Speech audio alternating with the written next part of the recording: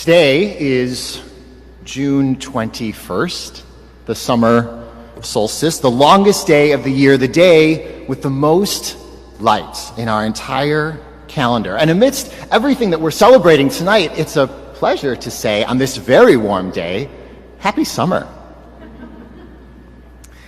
I checked last that it was 98 degrees and felt like 104. So summer is here. The heat of any summer day may make you think of something refreshing. And I wonder if I could give you an image as we begin tonight. Have you ever been to maybe a pool or lake or some kind of amusement park that has something called a tipping bucket? Have you ever seen one of these? A tipping bucket is this large container that hangs over the pool and slowly fills with water from a spigot. And it fills and it fills and it fills, but it's on this rod and it's not very steady. And eventually, with the water overflowing, the tipping bucket crashes over and spills the water that had been filling it all over a waiting crowd below. And usually it's accompanied by laughter and splashing and a lot of joy. I wonder if you could hold in your mind tonight the idea of the tipping bucket. Especially in the 20th century and well into the 21st century, there has been this intense amount of reflection in our church, study, and debate about what Jesus was like as a human person. What was going through his mind as he lived and taught and healed in the ancient world? And as scholars have probed this question, one thing that we can say confidently about Jesus is this: Jesus was a person who experienced the infinite love of God. Think about that for a second. Jesus, as a human person, experienced a love from God that was beyond all measure. This is a huge idea for us to wrap our heads around, because no matter how much coming into this church tonight you believe that God loves you, I'm saying, with a lot of authority from people smarter than I, that Jesus knew it at a level that we can't even imagine.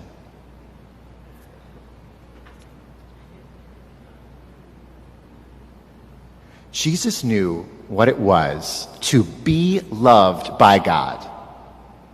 Be loved, or we might say beloved, the title of our service tonight. God is a source of endless love, and in a special way, Jesus receives it in this powerful way first. And we hear it directly in the Gospel of Matthew. When Jesus is baptized, we hear from the heavens, "This is my beloved Son."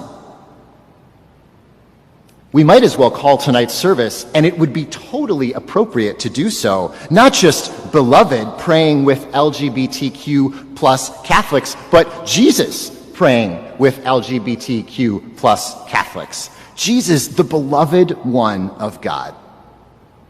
And as intimate as this connection is between Jesus and God, in his life here on earth, this life of a vessel of God's love, is the life of one who doesn't just hold that love inside of himself, containing it in this bucket, but he shares it and he douses his entire world with it.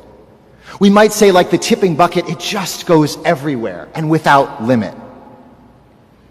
In Jesus, we see that when you are really open to the love of this God, you can't possibly keep it inside.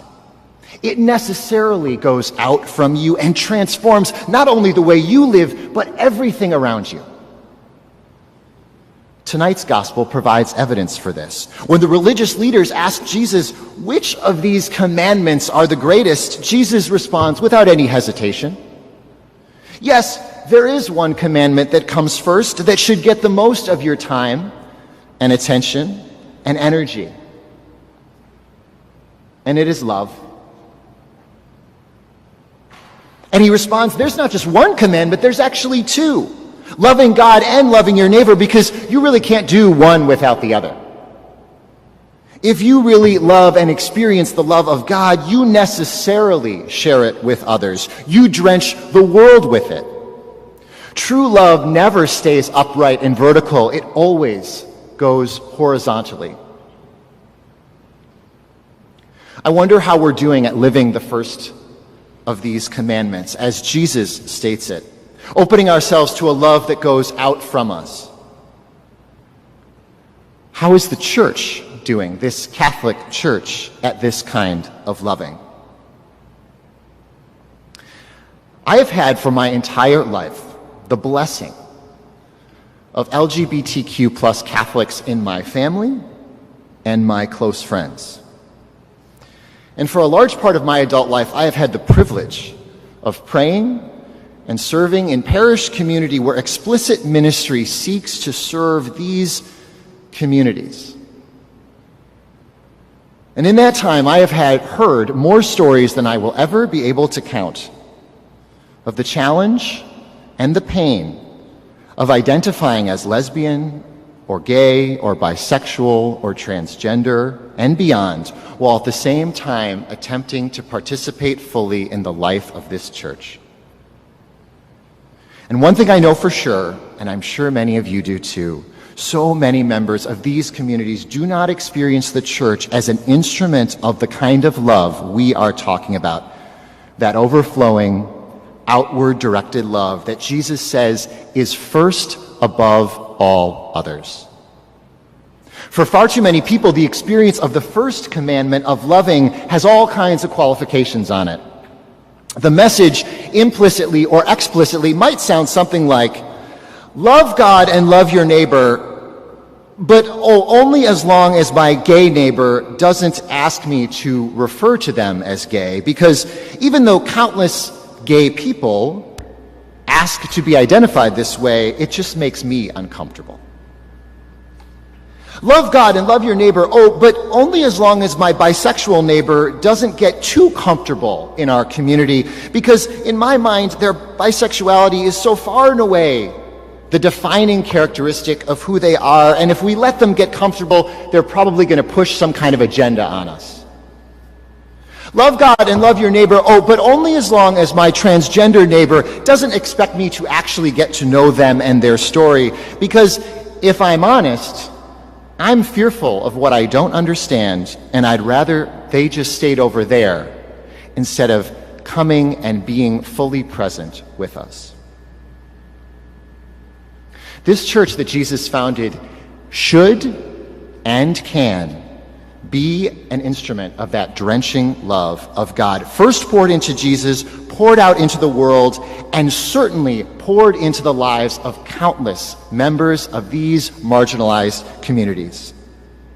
But for too many people, and I'm sure we all could tell the stories, the tipping bucket seems to be empty, water dried up, and an institution that purports to be centered on this love seems to have not enough for this group and groups.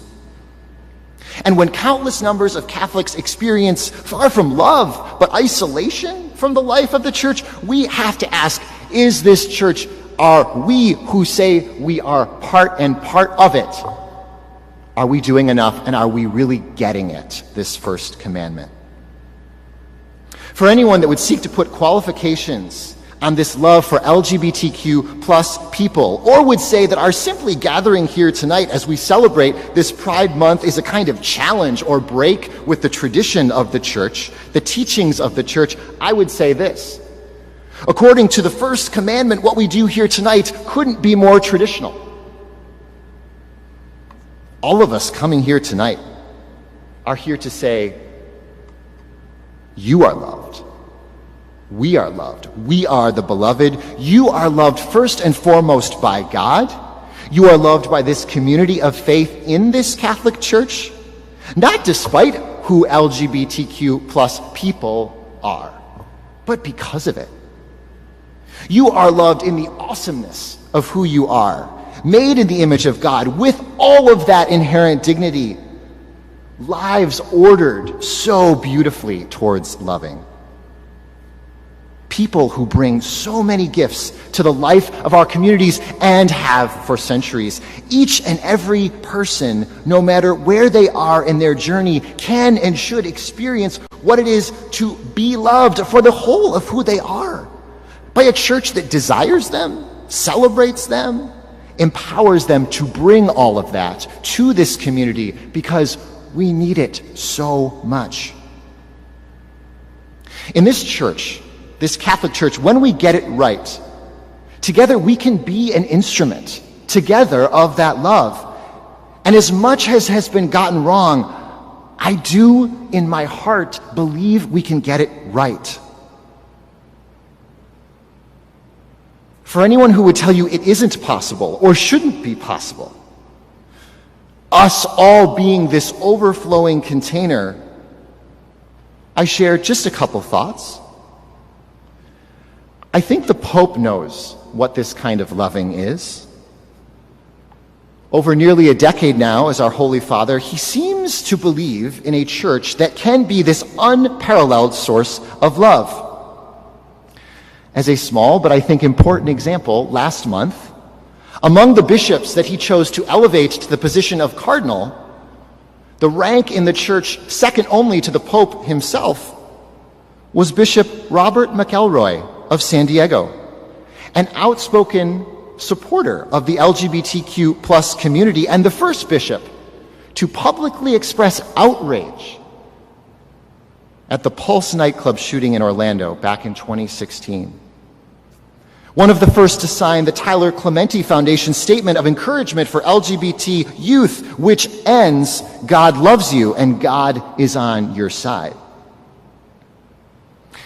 And we don't just have to look to the Vatican.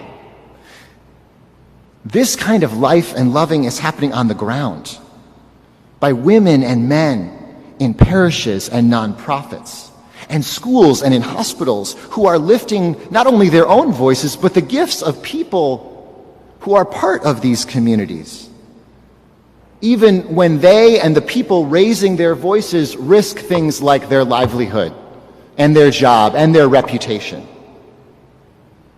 But they do it because they know this is the gospel, this kind of loving.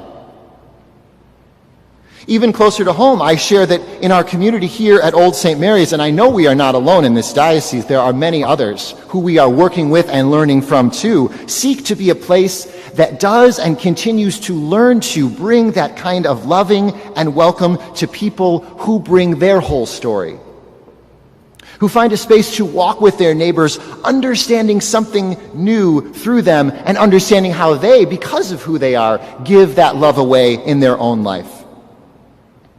We're trying to do, as best we can, this kind of welcome in the Paulist Fathers, my own community with whom I study in seminary. And I'm only with them because I believe in that kind of welcome. Reaching the person who isn't with us, who may not feel welcomed. And I know I speak for the Paulists and our community here, and I'm sure many others when I say that we're not afraid of the messiness of life, the complexities of life, and the gray space of life to make that welcome and that love real. I stay in this Catholic Church, live my faith here, pray here, serve here, because it is in this church that I have witnessed firsthand what this love can do.